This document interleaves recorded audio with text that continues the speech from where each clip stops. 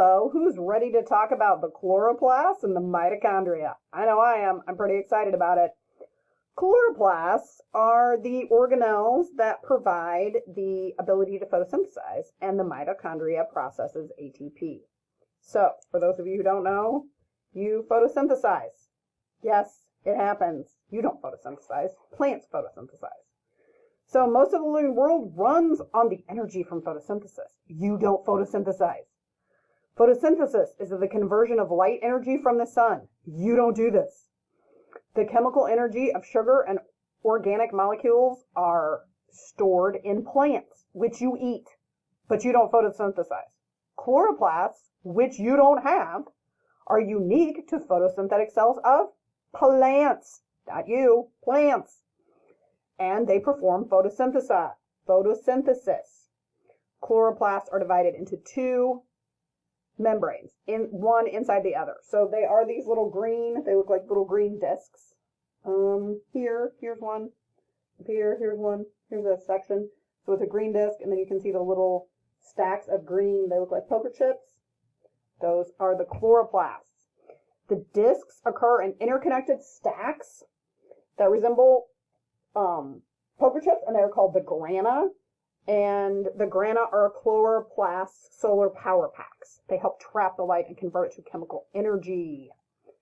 So here overall is your chloroplast with your grana and your stroma fluid in the chloroplast filled in. So there is your cell, your stroma, and your granum making up your chloroplast cell. Now, thank you, plant cell, for your service. Now we're back to the animal cell. This is you. You have mitochondria. You don't have chloroplasts because you don't photosynthesize. You do make ATP. So mitochondria are found in eukaryotic cells.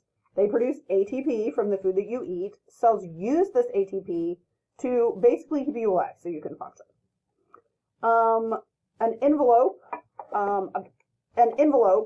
of two membranes enclose this mitochondria. The inner membrane encloses a thick fluid called the mitochondrial matrix, which is just the jello that it's in. And the inner membrane of the envelope has numerous folds called the cristae. The folding surface of the membrane includes enzymes and other molecules. So it basically looks like this. It looks like a bean with some kind of labyrinth in it, like a maze inside a jelly bean, kind of. The mitochondria and chloroplasts contain their own DNA. So this is one of those, a child can have 3 parents. It's not really true, but sometimes if 2 parents both have a mitochondrial DNA disease, they will get a third donor that donates different mitochondrial DNA. So that is a different thing. And yes, both chloroplasts and DNA have their own, both chloroplasts and mitochondria have their own DNA. So each chloroplast of mitochondria contains a single circular DNA chromosome that resembles what looks like a prokaryotic chromosome, and they can reproduce themselves. Basically, this whole idea is evidence that the mitochondria and the chloroplasts evolved from probably some free-living prokaryotes that established residence within the older hosts and then sort of evolved into the more complex things that we know today. This started probably as some kind of symbiosis, and then over time the mitochondria and the chloroplasts became interdependent and absorbed into one single organism. Okay, the cytoskeleton is the network of fibers extending through the cytoplasm. It serves as a skeleton and muscles for the cell. So this basically maintains the shape of both kinds of cell.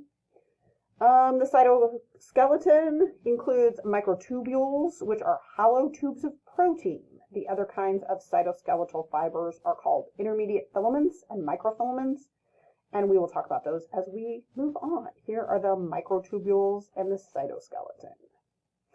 A cell's cytoskeleton can be quickly dismantled and kind of redone as the cells move around. In one part of the cell, it can remove proteins and reform in a new location and reattach, but that basically rearrangement only happens when you need to provide you need it to be rigid, and you need to change the shape of your cell. So if you need your cell to be a different size, your cytoskeleton can actually make this happen by a series of divisions on a certain side and a lack of divisions on the other side. You can grow this way or that way. And you've seen this when you get a cyst or something. It's just an extreme division of cells, and it grows in one way or the other. This can cause the whole cell or some of its parts to feel like it's moving, or it can grow in a different way. Here's microtubules moving in a one-celled organism. So another way this works is in cilia and flagellum. Eukaryote flagellum propels cells through a whip-like motion. They often occur, and you've seen them if you've seen videos of human sperm. But they also appear in groups in other types of protists. Here is your flagellum in a human sperm. It helps them to swim. Cilia are generally shorter. They're not in human sperm, and it basically propels protists forward. Here's a protist that moves with these little legs. So they basically extend from non-moving cells, and they're on cells lining the human trachea. Also, cilia helps sweep your mucus up.